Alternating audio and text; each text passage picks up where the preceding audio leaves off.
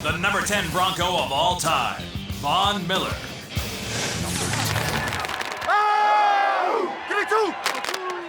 I like a man named Von. In Germany, Von is a middle name, like Thomas von Humboldt, you know. He's silent Von Miller, which I like. So when I say his name, I always go, Von Miller. Von Miller. I would put Von Miller even higher than 10. Because when you think about it, they don't win that Super Bowl without Von Miller. Von Miller with the sack! He was the very best on the defense that was the best. The ball is free! Touchdown, Denver! The Broncos have 3 Super Bowl wins. 3 players are responsible for those wins. John Elway, Terrell Davis, and Von Miller. As such, Von Miller should be number 3, not number 10 on the list. Von Miller again! How is Von Miller only number 10 on this list? Ooh, that's pretty low, right, for Von Miller? I mean, he's the best pass rusher in the NFL. He's like already a Hall of Famer. Completely wrong. Number 10, I can't think of 9 other Broncos I would have in front of Von Miller. Welcome to the party, Von Miller.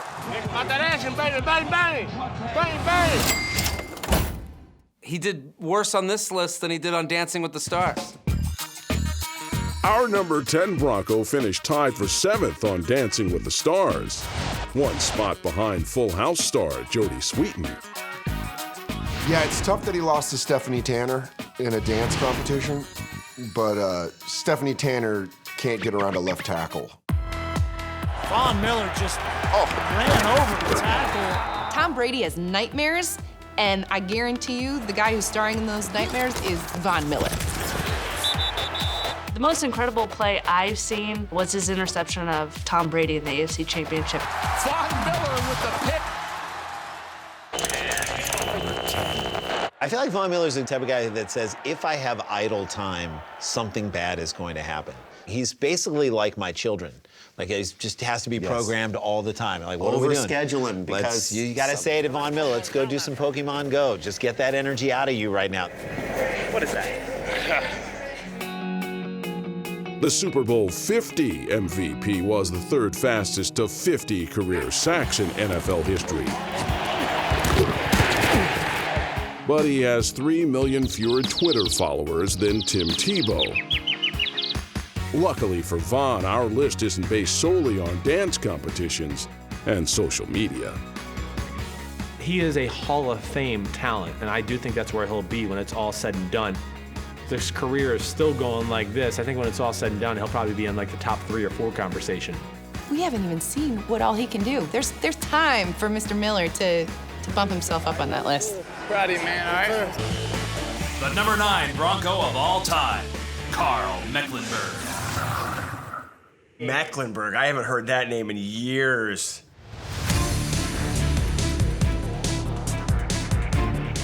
You know his nickname? Meck? The albino rhino. Like, Karl Mecklenburg sounds like one of the terrorists from Die Hard. When you're named Karl Mecklenburg, you're not doing anyone's taxes in April. You're a 6-time All-Pro, crunching running backs and quarterbacks for a living. I'm guessing they ran the name albino rhino by Karl before they actually started calling him that, because you don't want to get that guy upset at you. But you talk about a guy that just wrecked things. I mean, from when he came into the league, I think it's a fitting nickname.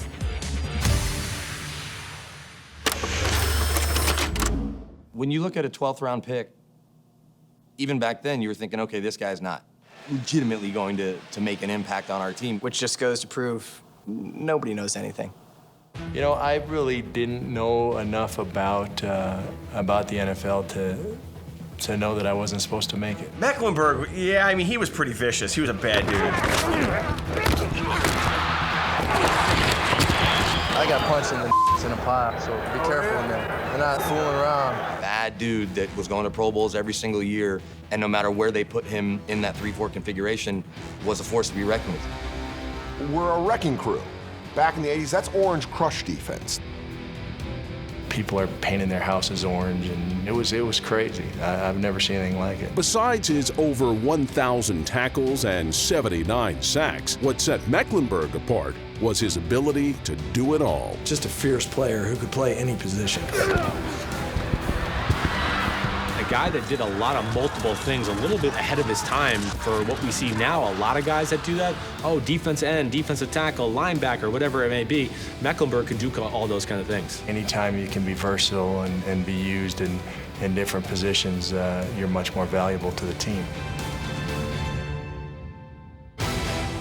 There was a game where he played 7 positions, basically every position but safety or cornerback. You know, the guy was like duct tape. You could use him for everything, and they did. A guy that I think never quite got the credit he deserves because they didn't win the Super Bowl while he was there. I think that we just got in some bad matchups. We got in situations where we were taken advantage of. He led that Orange Crush defense. So I think he deserves to be on the list. Very underappreciated player.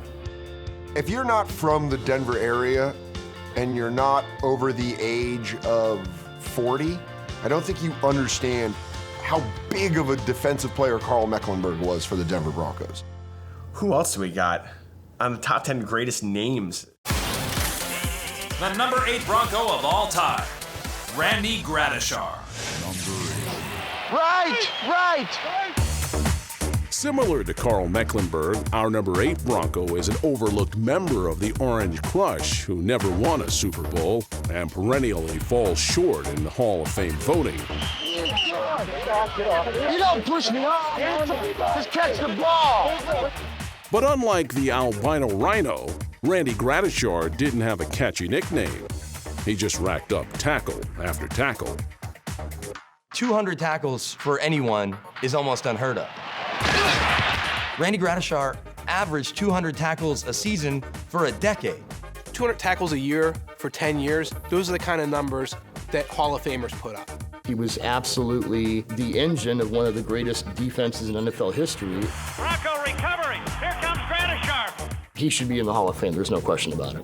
You can make a countdown of the top 10 Broncos defenders who were snubbed by the Hall of Fame.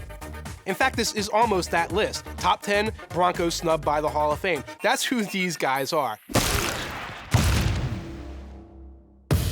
Gradishar's lunch bill mentality and orange and blue collar work ethic has been overshadowed by the more iconic NFL personas of his day, and even his own teammates. People think about that defense and they just think about the Orange Crush. Think about them as a whole. I mean, think about Lyle Alzado because of he kind of his larger-than-life personality. He's over, boy. I'll break your head. Come on. You know, I think of Tommy Jackson because Tommy Jackson was a good player. And Gradishar kind of gets a little bit lost.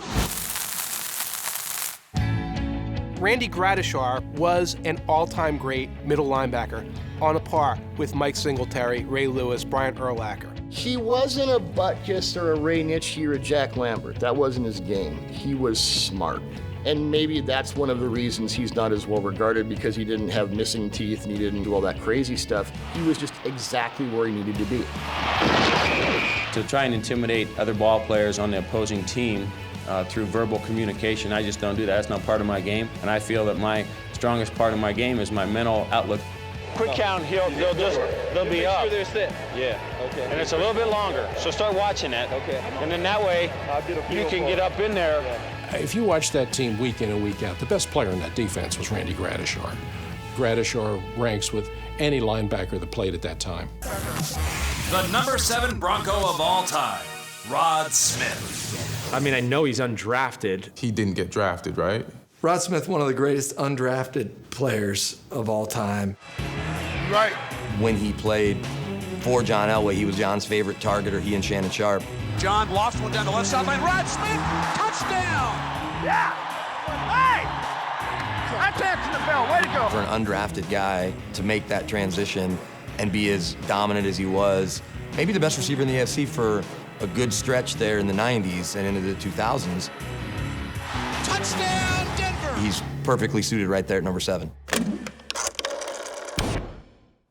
Who are the scouts that are missing these guys? Where did he go to school? Like Belleville Area College? I can't think of what, I'm blanking on the school right now.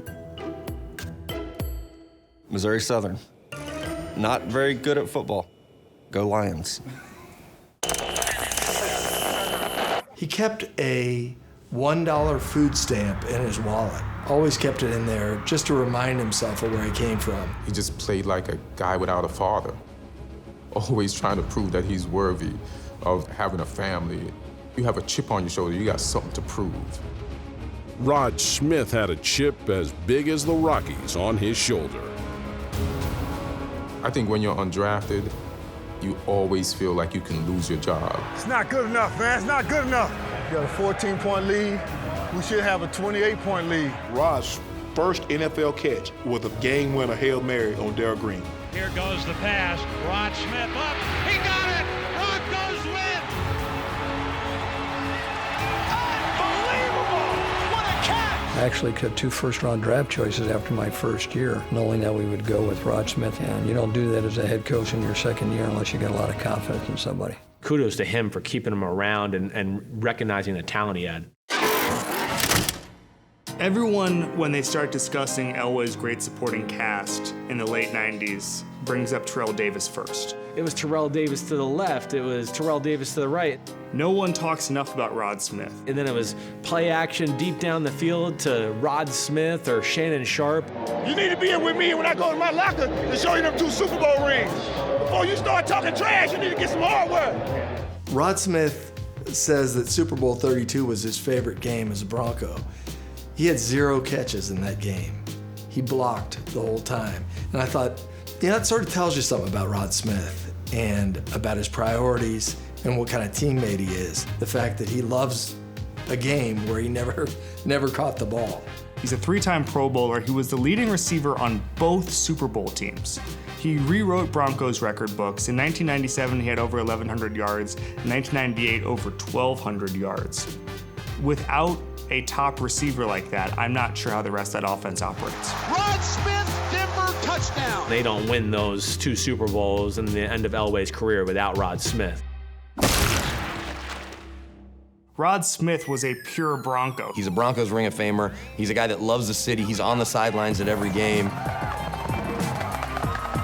I mean, he's almost like a mascot for the team. Smith easily snagged a spot on our list, but there's one thing he can't get his hands on. This is how you become a hero, right here. A spot in the Hall of Fame. He's never up for Hall of Fame consideration because his numbers weren't as good as these wide receiver numbers are now, but he certainly should be.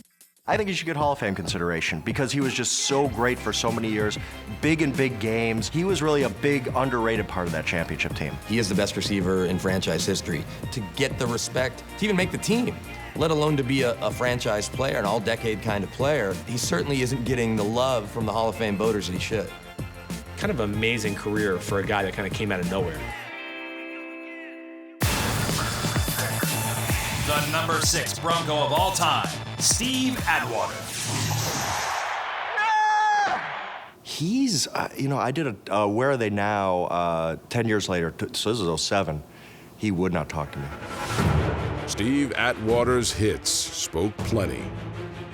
Steve Atwater has highlight after highlight. Boom, boom, boom, boom. And for Atwater to come in, boom. Showtime, baby, showtime in the Mile High City.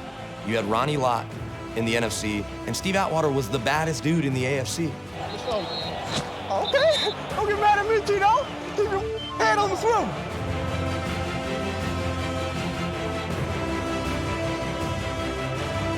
Atwater was possibly the best safety in the AFC in the late 80s and early 90s. But the fact that he doesn't have a gold jacket is crazy because he passes the eye test. The first image that comes to my head, I can remember as a little kid still sitting watching Monday Night Football and him knocking the crap out of Christian Okoye. The Nigerian Nightmare ran over everyone in his path. That is, until he met Atwater.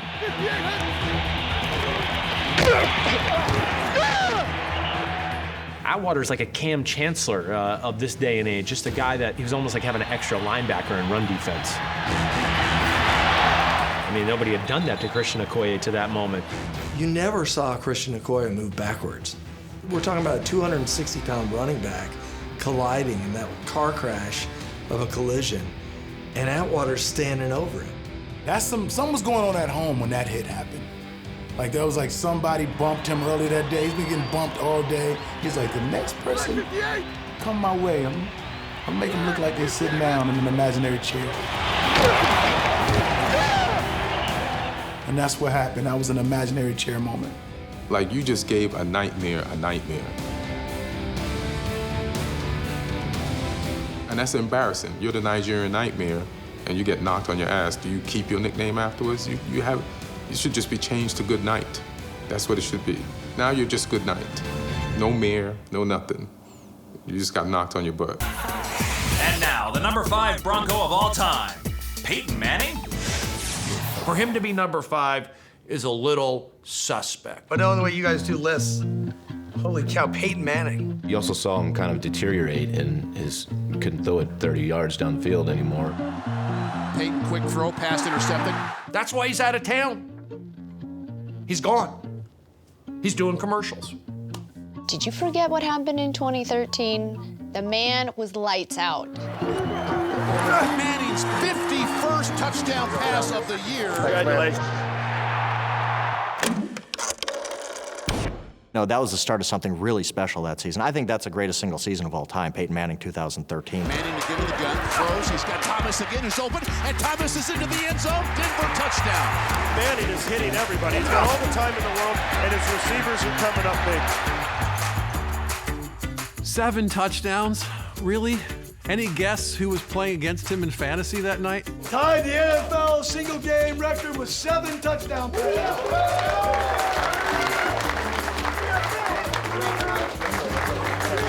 In 2013, Manning rewrote the record books. Peyton Manning, significant NFL records to be broken, the touchdown record as well as the passing yardage record. Decker, touchdown, Denver.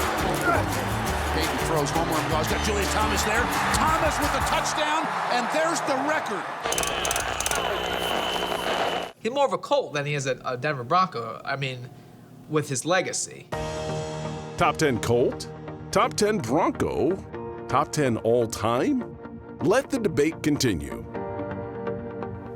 I just feel like his best work was done in Indy. But as a Denver Bronco, in his last year, he got a Super Bowl ring.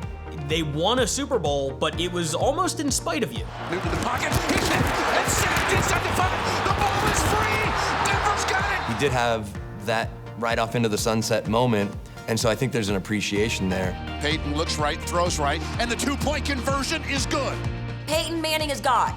I do not know why we even debate his place. Remember, Tim Tebow was the savior in Denver. I remember, absolutely.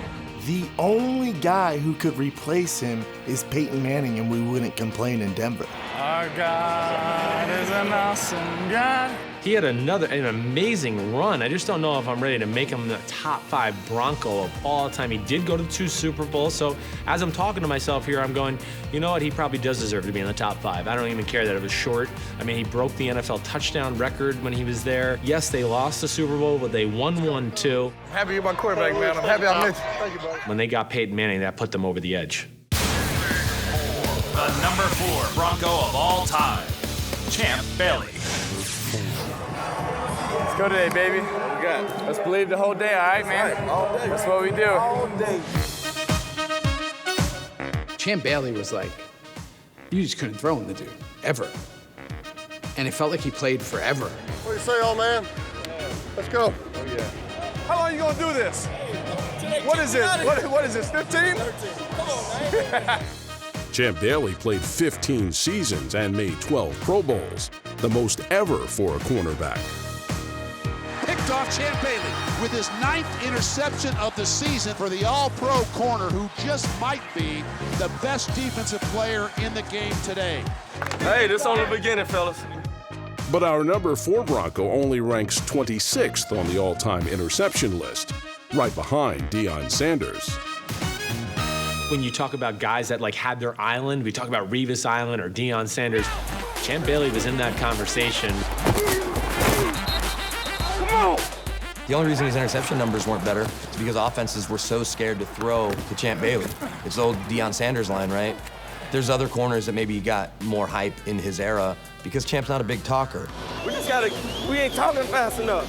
He's kind of like the new age defensive back when it comes to wanting to be a me player, you know, having celebrations, talking a whole lot. That wasn't Champ Bailey. That's how you close the game out.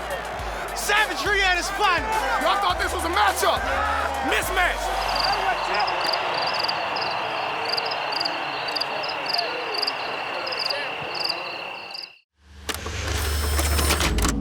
I like Champ Bailey because his nickname, Champ. That's one of those nicknames that tells you exactly what the person is. Like if I was like, yeah, I'm Fantastic Lover Freed. That's my thing. Nice to meet you. Hey, I don't know what the hell going on. 2006 divisional game, he gets the big 99-yard interception. Pass gonna be intercepted. Champ Bailey in the end zone, down the sideline. And got run down by Ben Watson. How could you get run down by Ben Watson? Why did he get there? He's hit out of bounds. I'm an offensive player, I'm a tight end, and I'm most known for a defensive play, for a tackle. You want to be known for all these things, and then God says, no, you're going to be known for this. Our God is an awesome God here. Fellas, let's stand up now. Let's go. There is only one defensive player from Denver enshrined in the Pro Football Hall of Fame. Our number 4 Bronco could become the second. What a play by Champ Bailey. Champ Bailey should be a Hall of Famer, but he's a Broncos defender, so who knows what'll happen. Maybe we'll forget about him in 5 years, and he'll be with everybody else on this list who's not a Hall of Famer. Yes, I'm hot about this. The Broncos have gotten disrespected by the Hall of Fame, but Champ Bailey will certainly be putting on a gold jacket at the first opportunity in 2019. The number 3 Bronco of all time, Shannon Sharpe. Man, forgot my helmet. I'm about to pull a Thurman Thomas. When our number 3 Bronco retired, he was the all-time leader for a tight end in every major receiving category. He could make a strong argument for number 2. He was a great part of those championship teams. By that guy, he ain't respecting me. Oh, is he? Oh, good. He's the first version of what we're seeing this day and age in the NFL, the pass-catching tight end, the guy that can line up at slot receiver. Touchdown to Shannon Sharpe. But yet also be the traditional tight end and block people down the line of scrimmage. Now you're blocking. Now you're blocking. Over 60 touchdowns and 10,000 receiving yards, and still none of it as impressive as Shannon Sharpe's ability to deal with Skip Bayless on a daily basis. Do you believe? Do you believe? We believe. We believe. I remember Shannon Sharpe, but then there's also Sterling Sharpe, who was with the Packers. I'm the best, Sterling. I'm better than you are, you know it. And then he's like, I'm bored or injured maybe. I'm going to leave. And then Shannon is like, there's only one Sharpe, I must be even more sharper. Shannon Sharpe's records were eventually surpassed by Tony Gonzalez, but his mouth remained second to none. Where did they get a load of me? If you leave now, you get a head start on traffic. Down goes Frazier. It's a shame they made him wear a face mask. With that giant mouth of his, he could have caught every ball. Keep it going. We got to catch everything, baby. He's not only a great player, but he was a talker. I think if you wanted to tackle him back in the day, you should have just thrown big words in front of him. Undisputed heavyweight champion of the world. He makes words come out that you can kind of figure out what he's saying. Pray to the Lord, baby. Pray to the Lord, baby. Willie Williams ran Drew down, yeah, I know. Bird ran out from under Willie Williams. I know. So, you know what that means? That was the best part about Shannon Sharpe. He talked all that trash and then backed it up, which infuriated teams like the Patriots. I called the president. President, we need a National Guard. We need as many men as you can spare because we are killing the Patriots. What I want to know is, in that clip, who is he talking to? There's a guy who has to answer it, and it's like, okay, you're the intern who has to listen to Shannon Sharpe this game. And this poor, 22-year-old guy named Chad has to be like, this is Chad. We're killing him. We're killing him. They need emergency help.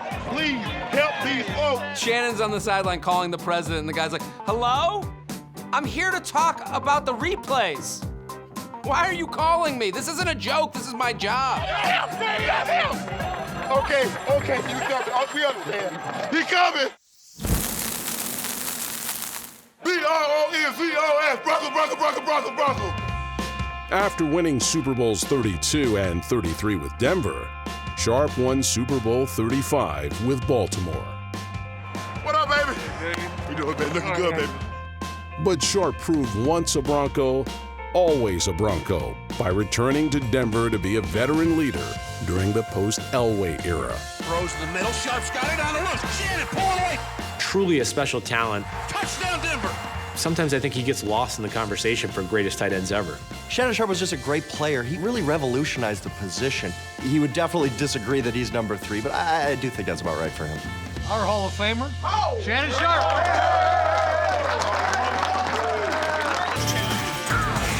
The number 2 Bronco of all time, Terrell Davis.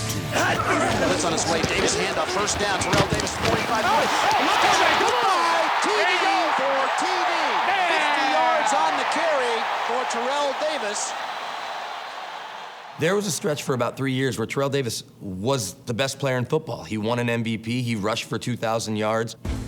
Terrell Davis was as dominant a player as the league has ever seen. He only did it for 6 years and really 4 where he was dominant. But those 4 years you could put up against anyone in the history of the game, and Terrell Davis's numbers will match or exceed them. A lot of people forget that those were running teams with the Broncos. Some of the greatest Broncos teams were ground-based teams. Those running teams, even with John Elway at quarterback. So I don't know who else you could put at number 2. You'd have to put Terrell at number 2. I think other than Jerry Rice, Terrell Davis is the best non-quarterback in playoff history. In 8 postseason games, Davis averaged 143 yards rushing. Touchdown! This guy carried them to championships. He was the key piece, not John Elway. Wins the Super Bowl. There's no victory over the Packers without Terrell Davis. That Super Bowl performance against Green Bay, that's one of the best I think we're ever going to see. 157 yards, 3 touchdowns, the juke, the spin on Eugene Robinson. Go back and watch him in Super Bowl 32. Those 158-ish yards that he makes are all man-style runs. I mean, there's nothing easy about anything he's doing there. It's not about him being elusive. He's running against a really good Packers defense, and they're tough yards.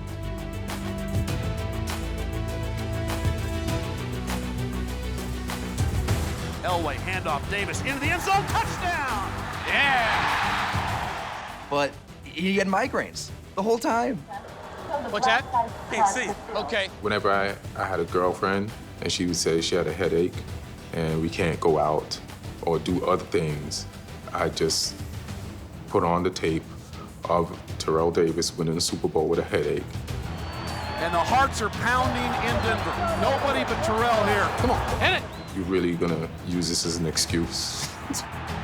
Davis, into the end zone, rocking, standing up. Can you say Denver is in the lead? He's behind Elway by himself. He takes the handoff, running left. Terrell breaks a tackle. He's got it. There it is. Terrell Davis. He's just become only the 4th player in NFL history to go over 2,000 yards in a single season. I know Elway was decent. If he doesn't carry those teams to the Super Bowl on his back running for 2,000 yards, Elway is never winning a Super Bowl, and then he's in that Marino category, which is ones that didn't get it done. Had his career not been cut short by injury, we might be talking about Terrell Davis challenging Emmitt Smith for the all-time rushing record. And now, the number 1 Bronco of all time. This is it. Tim Tebow's last chance to make our list of greatest Broncos. He was doing a nice thing. He was having a very wonderful pose. Strike a pose is what Madonna said 25 years ago, and nobody listened. Nobody listened to Madonna until Timothy Tebow did it. I like Tim Tebow, and that year was unbelievable, but you can't put Tim Tebow on this list. Tim Tebow had a cup of coffee in Denver. He's not a legendary Bronco. He won 1 playoff game, but it's the same way as when a child hits a half-court shot. You're like, ah, ah, ah. Sorry to Timmy and all the Tebow maniacs out there, but when it comes to the number 1 spot on our countdown, This one's for John. I don't think any player defines an organization as thoroughly as John Elway defines the Broncos. John Elway is not only the Denver Broncos, he's Colorado. He could run for governor tomorrow and win in a landslide. Okay, I could say Elway might be the greatest Bronco ever. Let's go. We got a chance for a big one. But that's like comparing a human to God. I mean, it's not even fair. Gotta say Elway. Like, John, like... Do you think I'm going with Brian Griese? If you think there was going to be a different number one, then you don't know football and you don't know the Denver Broncos. If you told me somebody else was number one on the list, I would probably get physical. That's a way to fight. It has to be Jonathan Elway. Or Kerry Kittles, who played for Villanova and then the New Jersey Nets. And then, I don't know if you know, he played just 18 seconds as free safety for the Broncos in 1997. I did not know that. Yeah.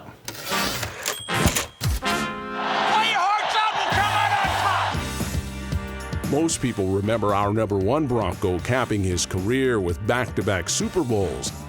Man, I thought this was just a picture or something. But John Elway carried Denver on his back for 16 seasons, 9 Pro Bowls, 5 AFC championships, and countless comebacks. The Broncos have gone 98 yards. One of the greatest arms in the history of the league, maybe the greatest arm. He did things with a football that few humans could ever do. Well, what can you say? Only Elway can pull that off. You ready for a heater? But the signature play of his entire career is him sort of wobbling and then flipping through the air to save the Super Bowl. Head first, he dives inside the 5-yard line.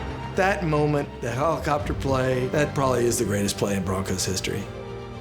When our number one Bronco retired, he was the NFL's winningest quarterback. He is one of the all-time greatest, not because he got those 2 at the end of his career, rather because he took those 3 teams in the 80s to Super Bowls. Those teams had no business getting anywhere near a Super Bowl. Come on, Bobby, set a huddle. Let's go. Come on, be a leader. Set a huddle. Let's go. We got to get up and get set. His best receiver was Vance Johnson. Vance Johnson? His running back was Sammy Winder. Sammy Winder was the feature back on a 3-time representative from the AFC in the Super Bowl. And John Elway took them to those Super Bowls. There's no debate. John Elway is the greatest Bronco of all time, and it wasn't even close. Don't let up, man. It's Jonathan Elway. He was so sassy and cool and, hey guys, I'm a cowboy. Bang, bang, sling, sling, toss, toss. I'm going to lose all the time. And then I win, and then he leaves as he wins. You cannot beat this.